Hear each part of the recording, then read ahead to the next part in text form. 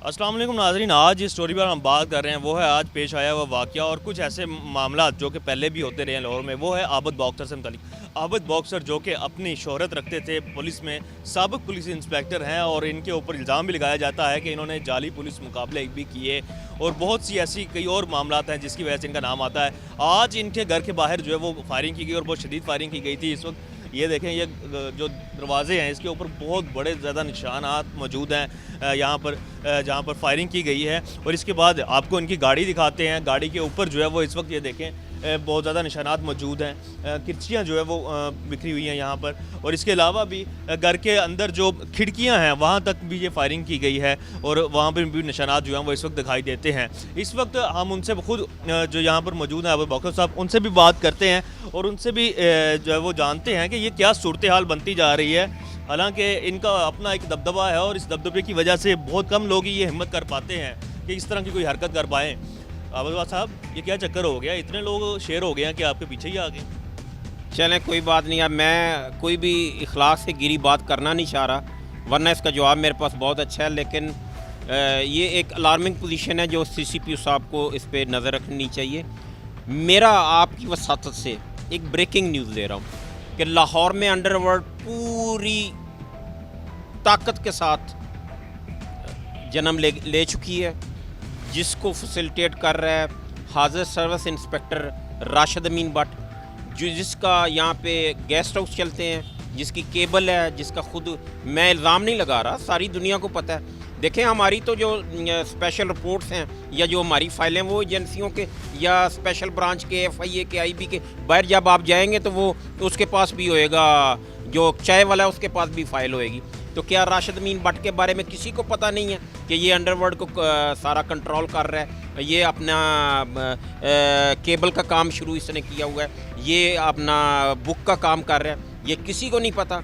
ये कुन्नों के साथ पार्टनर है, ये सबको पता है। तो ये एक उन्होंने अपनी एक एंट्री डाली है। तो चलें, कोई नहीं, वो मैं बार बार मेरा दिल करता है जवाब देने को, तो कभी कभी कुत्ते भी शेर पे भौंक लेते हैं, कोई ऐसा इशू नहीं है, अल्लाह बेहतर करेगा। लेकिन ये अच्छा नहीं हुआ, ये अच्छा रवाज नहीं पड़ा।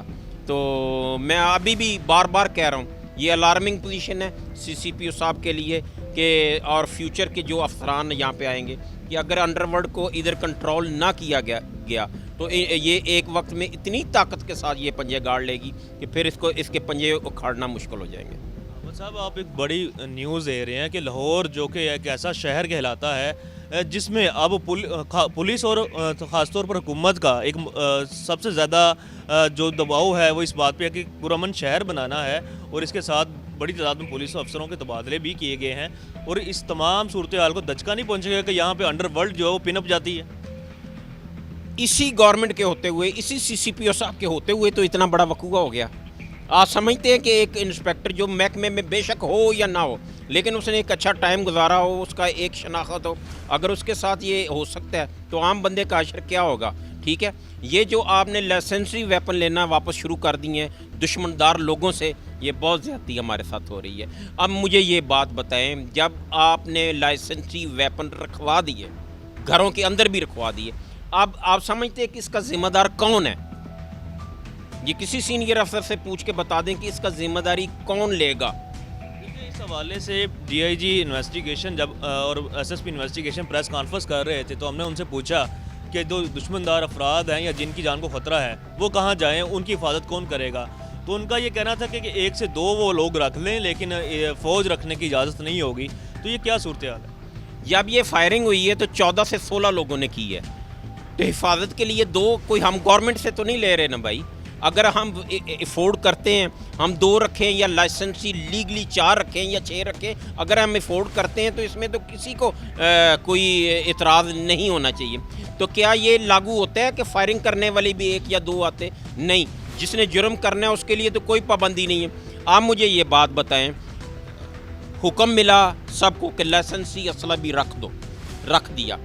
अब ये जो लोग आए हैं, ये लाइसेंसी या गैर लाइसेंसी असला लेके आए हैं कि नहीं आए? ठीक है, और इतने सारे आए हैं, तो मेरा तो यही है कि प्लीज़ हमें अपनी सिक्योरिटी करने का पूरा हक दिया जाए। अच्छा, बहुत सारी क़यादत जो पहले लोगों की शामिल है, वो चाहे दीफी भट्ट साहब हों, बलाज हो, कोई और लोग हों, उनके बारे में तो यही कहा जा रहा है कि वो दुबई में बैठे हुए हैं या लाहौर, अगर पाकिस्तान में भी हैं तो रो पोश हैं, वो कोई इस तरह एक्टिविटी नहीं दिखा रहे। तो ये जिनके बारे में आप बता रहे हैं, ये लोग किस ग्रुप के हैं, कहाँ से आ गए? ये देखें जी, दुश्मनदार और अंडरवर्ल्ड में बहुत फ़र्क है। अंडरवर्ल्ड वो है जो कि अपना जिनका ज़रिया मुआश जो है वो इलीगल है, ठीक है, और दुश्मनदार वो हैं जिसका कोई बाप कत्ल हुआ है, दादा कत्ल हुआ है, चाचा कत्ल हुआ है या भाई, वो दुश्मनदार हैं, उनको इनके साथ मिक्स ना किया जाए। इनका ज़रिया मुआश अंडरवर्ल्ड वालों का 2 नंबर और गैर कानूनी जो कारोबार वो है, और जो दुश्मनदार उनका नहीं है। अच्छा, आपने कहा कि एक नई अंडरवर्ल्ड बनने जा रही है, तो इसका मतलब ये है कि जो पहले अंडरवर्ल्ड के यहाँ पे लोग काम करते थे, क्या उनका ख़त्म हो चुका था दबदबा, या वो लोग छोड़ के चले गए?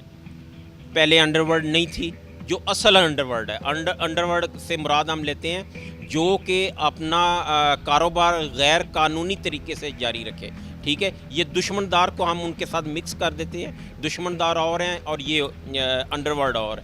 अंडरवर्ल्ड अब तकरीबन 1.5-2 साल से बहुत स्पीड के साथ फैल रही है और ये उसका एक हिस्सा है। अच्छा। ये जो आज का वकूआ है उसी का एक शाखसान है। अब साहब ये बताएं कि अंडरवर्ल्ड चाहे जो भी बन रही है अगर, तो उसका आपके साथ ये क्लैश आया क्यों?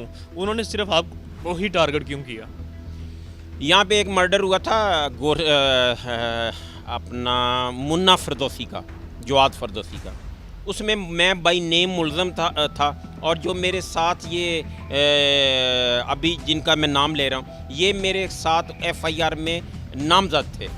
मैंने उनको अपनी बेगुनाही का मुकम्मल सबूत दे दिया, जिस चीज़ का इनको रंज था, और ये उसी सिलसिले की एक कड़ी है। उसी सिलसिले की एक कड़ी है और वो आपसे बदला ले रहे हैं, तो ये सिलसिला रुकता दिखाई देता है। आपने अपनी दरख्वास्त भी जमा करवा दी है, तो पुलिस काम की जानिब से इस वक्त क्या यकीन दहानी कराएगी?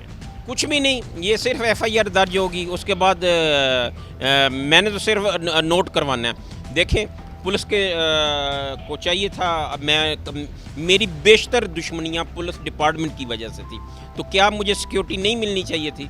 मुझे सिक्योरिटी मिलनी चाहिए थी, लेकिन आज तक मुझे सिक्योरिटी नहीं दी गई। लेकिन मुझे इसका गिला कोई नहीं है, कम अज़ कम मुझे अपनी सिक्योरिटी रखने की इजाज़त तो दे दे। आपको नून लीग के हलकों के करीब समझा जाता रहा है माजी में, तो इस हवाले से क्या उन्होंने कोई आपसे रब्ता किया हो कि वो आपके साथ खड़े होंगे? नहीं, कोई ना मेरा रब्ता है, ना मुझे उनका करीबी समझा जाता रहा है। मैं तो हर उस गवर्नमेंट जो क्राइम ख़त्म करने के लिए सीरियस होती रही है, मैं उसके साथ काम करता रहूँ। मैंने मैंने परवेज़ इलाही साहब के साथ भी ये जब वो थे तो मैं सर्विस कर रहा था, जब नकई साहब थे, वट्टू साहब थे, तो ये इससे स्पेशली ये कहना कि मैंने इनके साथ मेरी बहुत अटैचमेंट है, ये बात ठीक नहीं है।